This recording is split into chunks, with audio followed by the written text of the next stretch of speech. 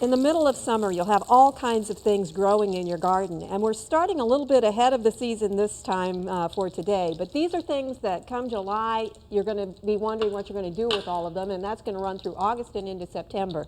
So what I'm doing today is a summer garden saute, and you can kind of ease around the vegetables that you're using based on what you have available in your garden. I've modified the recipe a little bit. It started with 3 tablespoons of unsalted butter, and I've reduced that to 1 tablespoon and added in place of some of that butter a tablespoon of extra virgin olive oil, and that's simply to change the fat profile. It also reduced the amount of fat, but it changed the amount of saturated fat, decreased that, and trans fatty acids as well a little bit, and also added a higher level of monounsaturated fat. So that makes this a more nutritious dish.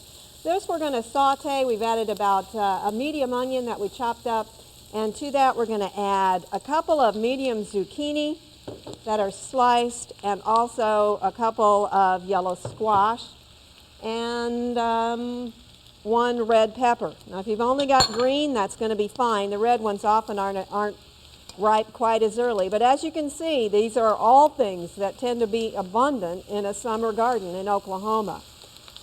Go ahead and let this saute for 4 to 5 minutes. You don't want to cook it all the way by any means, because there's a couple of more steps that are going to add about that much time in addition. So just let them saute, keep them moving a little bit, but we're not really stir frying, so a constant movement isn't necessary. All right, to this we're going to add somewhere between 1/4 to 1/3 of a cup of water. A lot of liquid is going to come out of these vegetables as they cook, but if you have a pan where you lose a lot of liquid, then you're going to want to add the full amount. You can always come back and add a little bit more later on, however. Go ahead and put a lid on this, turn the heat down a little bit, and let it simmer for about 5 minutes. You can see there's a little bit of liquid down on the bottom, but not an excessive amount. That's enough to take care of the rest. What I've got here is about 3 ears of corn that I've cut the kernels off the cob.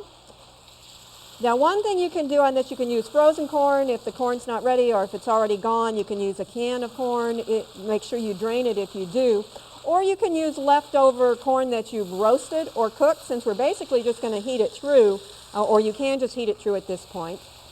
A medium tomato goes in here, and about 1/4 of a teaspoon of both salt and pepper.